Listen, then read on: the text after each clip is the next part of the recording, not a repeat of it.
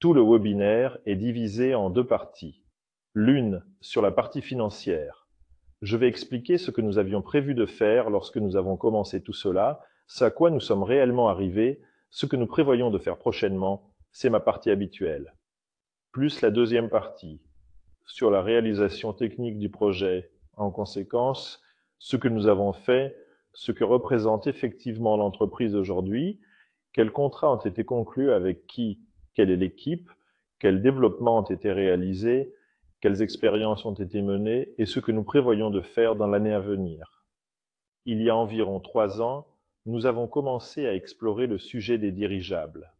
Il y avait différentes équipes, nous nous sommes immergés, nous nous sommes de plus en plus investis dans le sujet. Puis en été, nous nous y sommes engagés plus activement.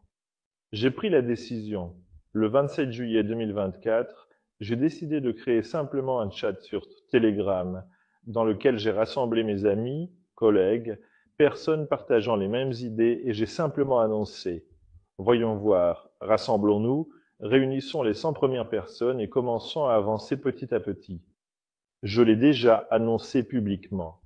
Ainsi, littéralement 2 semaines plus tard, nous avons décidé d'organiser la première, disons, présentation, où nous avons informé que nous préparions ce projet. Il me semble que cette conférence est devenue, en fait, une conférence, bien que nous voulions simplement faire une petite annonce en ligne avec vous, certainement.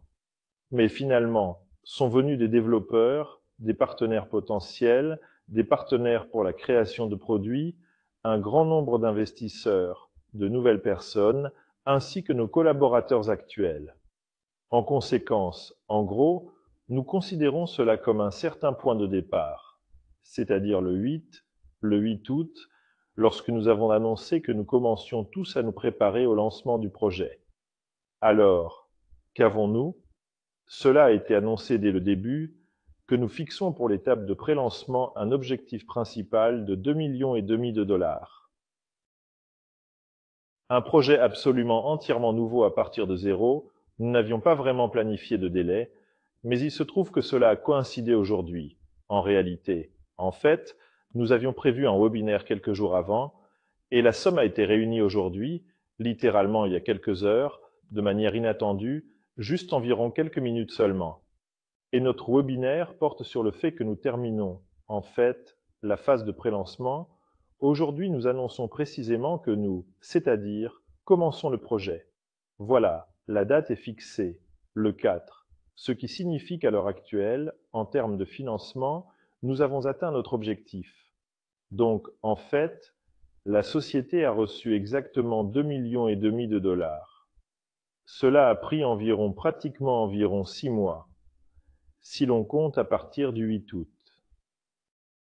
En termes de paiements échelonnés, cela se traduit par 14 millions de dollars. C'est approximativement le montant total des ventes en paiements échelonnés.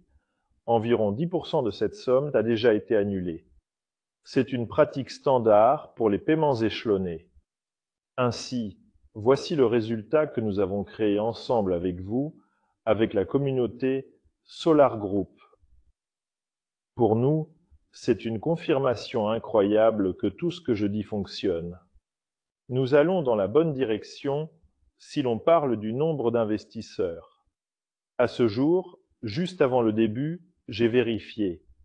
Nous avons 4 492 investisseurs réels dans ce projet au cours des 6 premiers mois, pour ainsi dire, de travail. Encore une fois, sur quoi je veux vraiment attirer votre attention. Imaginez qu'à ce stade précisément, à part la même conférence et nos, disons, images de là où nous comptons aller, il n'y avait absolument rien. Il y avait une équipe formidable qui disait que nous allions nous en occuper avec détermination et persévérance. Il y avait ceux qui voyaient attentivement ce que nous faisions, comment nous travaillions avec passion et dévouement depuis presque 8 ans, voire même plus. Par conséquent, les personnes qui nous ont rejoints maintenant, elles viennent littéralement sur parole, certainement et absolument au moment le plus risqué, en ce moment. Nous avons dit que pour ces personnes, nous avons effectivement les meilleures conditions d'entrée, et elles dureront littéralement encore environ 2 semaines jusqu'au 4 mars. La prochaine étape, la première étape, nous modifions les conditions de moitié, c'est-à-dire que nous réduisons le rabais de moitié. Vous allez voir maintenant, lorsque Fedor expliquera en détail ce que représente précisément et physiquement l'entreprise actuellement. C'est-à-dire que c'est ce changement d'état qui nous permet actuellement de vendre la même chose, mais à un prix plus élevé. En conséquence, c'est ce qui s'est passé en réalité. Avec quoi? Dans quel but commençons-nous la première étape et comment allons-nous progresser ensuite? Tout d'abord, nous passons à la deuxième étape, mais en réalité, c'est la première étape. Le lancement de l'entreprise commence. Le premier objectif sera également de 2,5 à 5 millions de dollars, car je pense que le pré-lancement lui-même, mais le montant augmentera encore. L'objectif de la première étape est de 2 à 5 millions de dollars. Ensuite, nous prévoyons de changer de 2 à 3 étapes par an, c'est-à-dire tous les 4 à 6 mois une étape. Elle sera, comme nous l'avons dit, liée au montant, au délai que nous prévoyons de réaliser. Nous écrirons plus en détail à ce sujet, mais en même temps, les étapes resteront flexibles. Nous nous réservons le droit, afin que vous n'ayez pas de déception. C'est-à-dire que nous indiquons la fourchette approximative, le délai et le montant que nous fixons, les étapes franchies, comment nous les combinons, et nous avancerons selon elles. Dans la première étape, nous créerons un système juridique légèrement différent avec une participation étrangère, car la phase de pré-lancement nous a montré que des partenaires assez importants qui souhaitent intervenir en tant que clients et investisseurs pour Aeronova ont également besoin d'un certain modèle d'entrée. Notamment, ces partenaires, qui sont de manière significative intéressés, ont besoin d'un modèle d'entrée spécifique et précis. C'est aussi ce que Fedor a mentionné à plusieurs reprises lors des webinaires, qu'il est possible que le crowdfunding soit court ici. Pour l'instant, cela commence à se dessiner, mais nous devons également être prêts pour cela. Sachez que juridiquement, nous deviendrons une entreprise internationale. En fait, nous disposons d'environ 750 mètres carrés de bureaux modernes, spacieux et innovants, où travaillent 35 employés exclusivement de qualification ingénierie et technique et expérimentés qui s'occupent du projet de manière efficace. Ils ont tous des postes équipés, comprenant des stations informatiques, des stations serveurs et des laboratoires. Nous allons également embaucher d'autres ingénieurs, concepteurs et calculateurs. En fait, nous avons également environ 600 mètres carrés d'espace de production. Nous avons déjà acheté des équipements supplémentaires grâce aux investissements. Nous avons acheté une fraiseuse, un tour et un tour-fraiseuse avec un 5e axe supplémentaire. Ils sont maintenant entièrement payés et en route vers nous en Russie. Environ 35 personnes, un bon bureau entièrement équipé, un laboratoire et environ 600 mètres carrés de production. Lors de cette mini-conférence, qui ne devait pas être une conférence, le 8 août, nous avons en fait même eu des intervenants de l'Institut d'aviation de Moscou, et également du Bureau d'études expérimentales étudiants. En ce moment, ce collectif est activement engagé. Ce sont nos, partenaires. Et ils travaillent sur la conception de la nacelle du dirigeable Nova 2, un dirigeable de 2000 m3. Nous en sommes actuellement à l'étape du projet préliminaire. Comme prévu, tout le monde est impliqué et ça fonctionne. Ils nous ont même envoyé les premiers designs de ces nacelles. Ce n'est pas que nous leur avons dit « Les gars, faites-le ». Ils le font naturellement. Nous avons travaillé sur ces apparences extérieures, tous les résumés de masse et de poids ont été calculés, toute l'énergie du dirigeable a été évaluée, même l'aérodynamique a été entièrement analysée. Et en gros, nous avons fourni une grande quantité de données de base à ce bureau d'études et ensemble, nous avons élaboré le cahier des charges pour le développement. Actuellement, lors du projet préliminaire, on nous a littéralement montré récemment les premiers designs.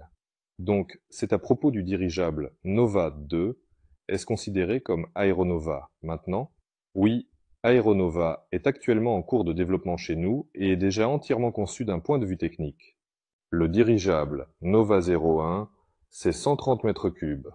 Il est actuellement en phase active, déjà en phase finale de production. Tous les composants qui pouvaient être achetés ont été acquis.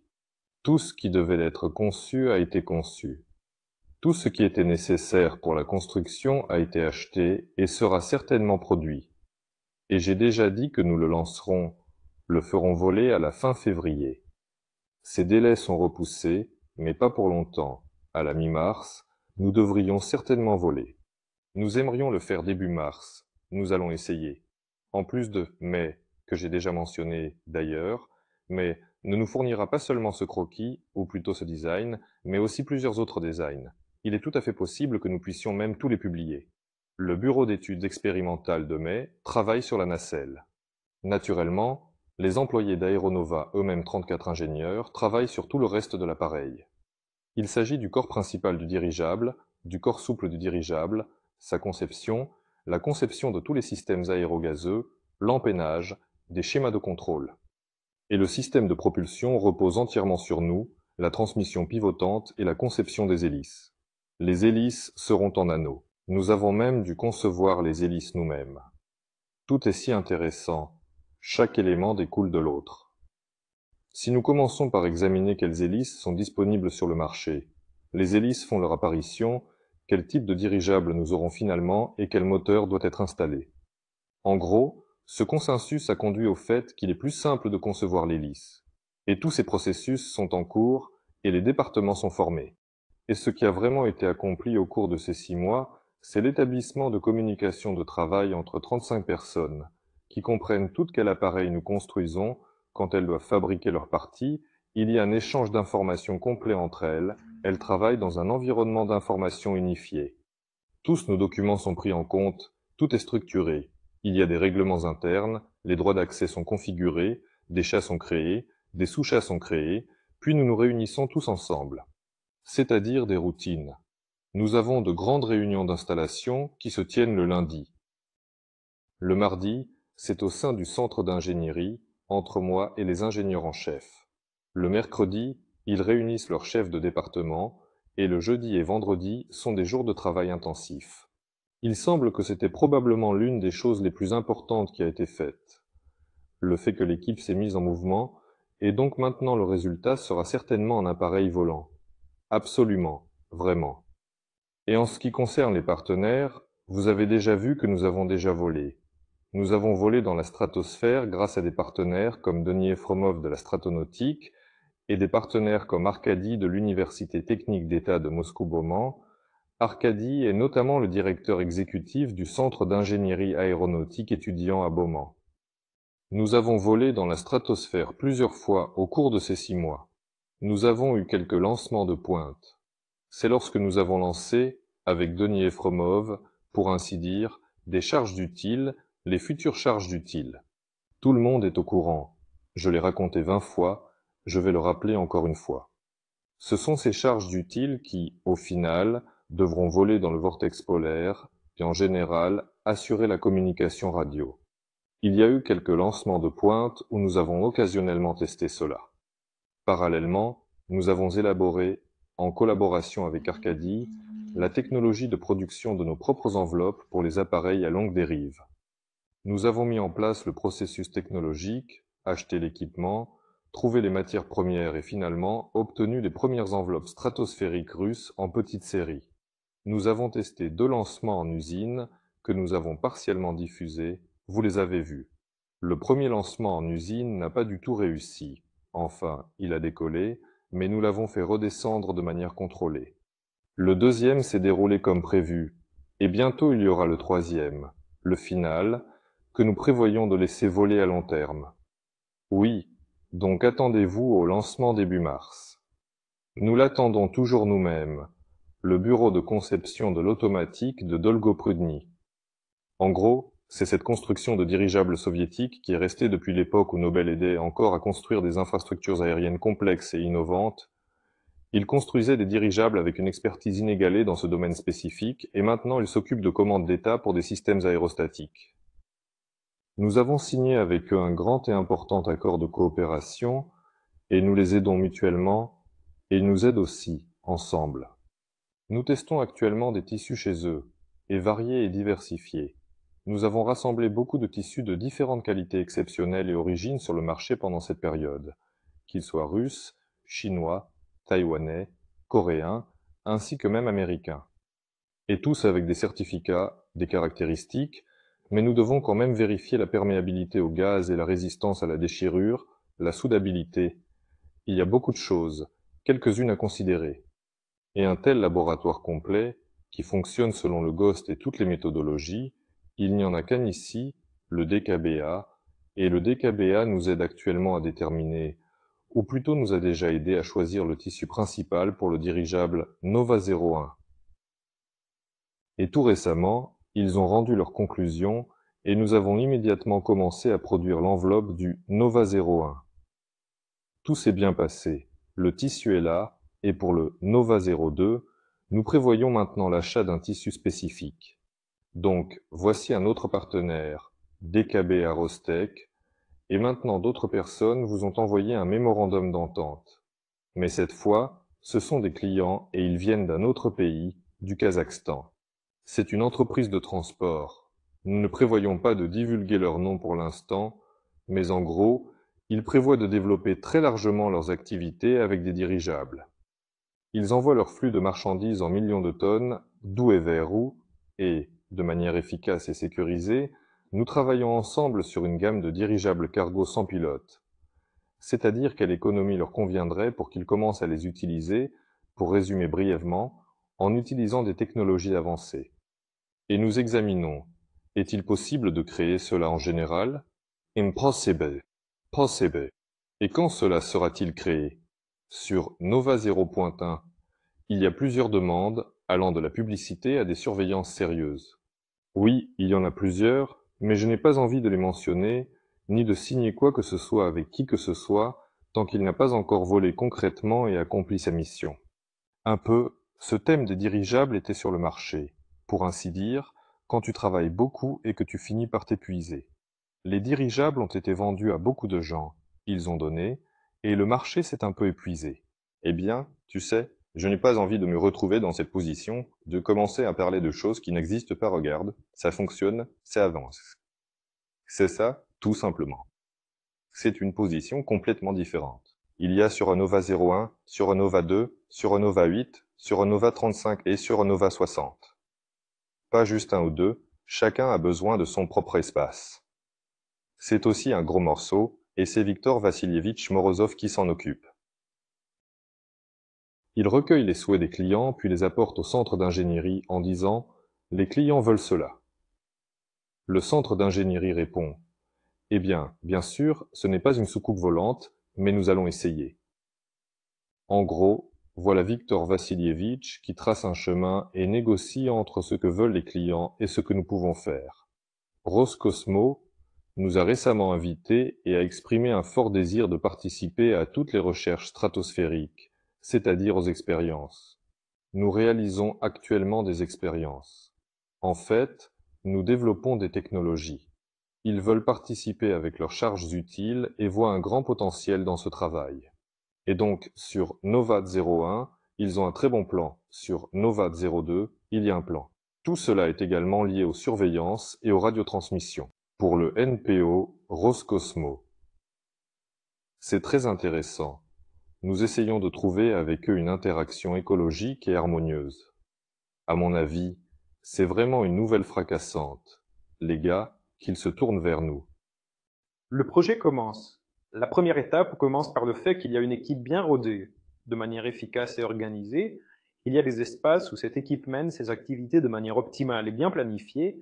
Il y a des capacités de production avec des équipements qui ont également été achetés de manière appropriée et soigneusement avec l'argent déjà reçu des investisseurs dans le projet. Il y a évidemment un grand nombre de partenaires avec qui la coopération se fait, des noms assez connus en Russie, des leaders dans leur domaine, et ce sont également des clients potentiels, par exemple, notamment. Eh bien, même pas potentiels, ce sont des gens qui disent « ça viendra, nous achèterons, vous fournissez l'appareil ». Il me semble que c'est une position de départ à laquelle peu de gens croyaient vraiment que cela se passerait ainsi. Mais en même temps, nous ne faisons que commencer. Je vois que nous nous développons rapidement, mais en même temps, il y a périodiquement des nouvelles quelque part, que de ce côté-là, des dirigeables ont été lancés, là-bas aussi. Donc, il faut aller vite. Alors, Fedia, dis-nous, pour l'année 2025, quels sont nos objectifs et nos missions? Ne sommes-nous pas en retard par rapport à la concurrence? Eh bien, si l'on considère ce proverbe russe, que nous mettons longtemps à nous préparer mais avançons rapidement, Ces 50 à 60 dernières années ont été consacrées à la préparation. Alors maintenant, nous avons pris de l'élan par rapport aux autres. Parce que Brun, Erlandais, les Chinois et tous les autres travaillent réellement sur leurs projets depuis des décennies. En 6 mois, nous avons fabriqué un petit appareil, vous allez le voir maintenant. Et au cours de cette année 2025, nous réaliserons le Nova 2. Nous le mettrons probablement en l'air déjà en 2025 à 2026, en janvier, février, on verra en décembre, mais ce n'est pas certain. Nous aimerions le lancer dans 1 an, comme nous l'avons promis. Nous avons également lancé le projet et, disons, en septembre-octobre, nous nous sommes installés dans le bureau et nous le lancerons dans 1 an. Très probablement, en septembre-octobre, nous montrerons une enveloppe entièrement gonflée, pour le dire en russe, non pas achevée, mais gonflée, une gondole autonome en cours d'assemblage, dans laquelle on pourra déjà s'asseoir, et tout y fonctionnera probablement déjà. Mais précisément faire voler cette année, du moins, l'Institut d'aviation de Moscou n'y croit pas du tout. Il dit « Vous nous avez donné pour mission de développer, produire, etc., etc. en 1 an. » Il dit « Il nous faudrait 2 ans. » On lui répond « Non. 1 an, nous avons convenu avec eux que nous prendrions en charge toute la production principale. » Il croit fermement que nous pourrons tout faire rapidement. Nous allons probablement fabriquer plusieurs unités de drones de 30 mètres cubes, avec quelques modifications, pour qu'ils puissent voler. Il est très probable que nous les fabriquions pour des clients, pour des expositions, pour un spectacle quelconque, et même pour de la publicité. Si l'appareil vole, nous pourrions peut-être l'agrandir un peu, nous verrons. Nos capacités de production de dirigeables augmentent chaque mois, chaque trimestre. Et plus nous acquérons de capacités, de moyens de production, plus vite, naturellement, nous pourrons fabriquer et modifier ces dirigeables. Et pour l'été, il est prévu, et ce serait bien, que nous ayons déjà pris une décision définitive concernant le terrain. Nous avons déjà compris avec certitude que le terrain doit être orienté vers la piste d'un aérodrome quelconque ou, idéalement, faire partie d'un aérodrome, certainement. Naturellement, sur ce terrain, nous devons d'abord installer une structure temporaire. Le projet lui-même prévoit la construction d'un grand hangar, mais pour l'instant, il serait bon d'installer une structure temporaire pour l'assemblage et les essais du Nova 01 de 130 mètres cubes. Nous avons un endroit où assembler et tester. Utilisez ce même espace pour le soudage et le test des enveloppes Nova 2. Nous avons déjà compris ce que c'est. C'est une structure pneumatique à montage rapide. Bien qu'elle soit appelée temporaire, en réalité, sa durée de vie est de 5 à 10 ans. Une dalle est coulée pour elle. Cet hangar gonflable y est installé sans problème, équipé de chauffage, d'eau, d'électricité, et c'est tout à fait abordable, rapide et fonctionnel. Dans celui-ci, nous avons déjà presque terminé la première modification du nouveau T30 version 0.1, et nous pourrons y produire encore plusieurs modifications. Et là-bas, nous souderons également nous-mêmes l'enveloppe du Nova 2. En été, un atelier de découpe et de soudure ainsi qu'une petite base d'essai verront le jour, qui sera initialement utilisée pour tester le 130, puis pour le test pneumatique de la coque du Nova 2. Et surtout, je le dis toujours, en fait, tous les dirigeables ne sont que des ballons avec des hélices, si le système de contrôle de ce ballon ne le contrôle pas. Et nous avons très bien avancé dans la création du système de contrôle en tant que système embarqué. En fait, nous n'avons pas besoin de l'acheter nulle part, et personne ne le développe pour nous, nous l'avons entièrement développé nous-mêmes à partir de zéro. Ainsi que le complexe terrestre de gestion et de contrôle d'un appareil, ainsi que d'un SM d'appareil avec toutes les interfaces, ou bien. Seules certaines sociétés très spécifiques et vraiment uniques dans le monde entier peuvent se vanter d'avoir un tel programme, et elles le vendent à un prix particulièrement élevé, et nous ne l'obtiendrons jamais de notre vie, car nous sommes sous sanction. Eh bien, notre pays est spécifiquement concerné. Et le fait que nous ayons pu accomplir un travail aussi titanesque en 6 mois en dit long. Sur l'équipe sélectionnée, sur toutes les interactions internes. Le développement de notre système de gestion est soutenu activement par l'Institut Bauman. L'Université d'État de Moscou-Lomonosov nous aide à développer le système à plusieurs reprises, Et le Massachusetts Institute of Technology nous aide également à développer ce même système de gestion. Oui, pratiquement officiellement. Ce qui est le plus amusant, c'est que dans ce domaine, tous les informaticiens travaillent simplement à la demande de Mélade. Ils aident le projet. Ils ont dit « Waouh, un dirigeable, bien sûr nous allons le faire ». Pour l'instant, nous suivons et observons ce processus. Et il y a environ 8 directions dans le laboratoire. Et le système de propulsion qui sera testé sur le Nova 8 est déjà en cours de fonctionnement. De nombreux partenaires industriels sont présents. Ils sont déjà là et travaillent. Mais nous ne vous avons pas encore dit que c'est un système de propulsion. Nous gardons tout cela secret jusqu'à ce qu'il fonctionne, bien que lors du webinaire avec Arcadie, à cause d'Arcadie, ce système était un peu visible. Donc, vous pouvez revoir le webinaire sur la stratosphère, essayer de deviner ce que cela pourrait être. Cette année, oui, nous avons promis d'en parler. Et cette année, l'installation elle-même de 300 kW, elle fonctionne au carburant. Son rendement est similaire à celui d'un moteur diesel à combustion interne, peut-être même supérieur et plus efficace. Cette année, elle est de 300 kW en nominal, environ 4 cents en court terme, et sur des régimes assez prolongés, cette installation sera sur le banc d'essai et testée, probablement vers le milieu de l'automne, nous espérons plus tôt, mais sa conception est déjà terminée, et la phase de production a déjà commencé. Environ, en effet, à peu près. Concernant la stratosphère, les plans pour la stratosphère, nous avons toujours l'intention de lancer ce groupement orbital, et ces plans n'ont pas disparu, encore. Actuellement, nous effectuons le lancement final, et après ce lancement éprouvé, nous commençons à produire une série de ces appareils. Aussi, dans ce webinaire, regardez-le, j'ai parlé de « Avec Arcachat », nous avons, pour ainsi dire, planifié en ligne le développement précisément en termes de capacité de charge et des technologies utilisées. Et donc, l'été, il devrait y avoir un saut qualitatif. Et ce saut, on l'attend de nous, ainsi que ceux qui nous filment.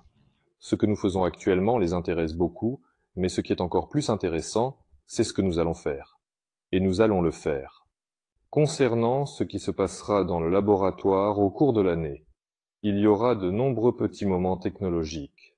Par exemple, lorsque la grande enveloppe se trouve dans le hangar, il faut y trouver une fuite d'hélium, en gros. Mais ce n'est jamais un trou évident d'où ça siffle. Cela peut être un petit défaut dans le joint de soudure. Et comment le trouver? Il y a plusieurs propositions, et elles sont déjà en cours de mise en œuvre. Les systèmes de nettoyage de l'hélium à bord sont également un projet du laboratoire, et tout sera également fait cette année. Auparavant, l'hélium, pour ainsi dire, en raison de la pression proportionnelle, laissait quand même l'air pénétrer dans l'enveloppe, et l'hélium s'échappait de l'enveloppe. Et la pureté de l'hélium peut diminuer considérablement en un an dans le dirigeable, de manière notable, de 5%, de 10%, selon le matériau. Nous allons examiner nos propres appareils, nous allons essayer d'atténuer cela. Le fait que l'hélium dans l'enveloppe se contamine est un fait. Si, par exemple, il porte une tonne et qu'il peut soudainement soulever 100 kg de moins, ce n'est pas vraiment effrayant.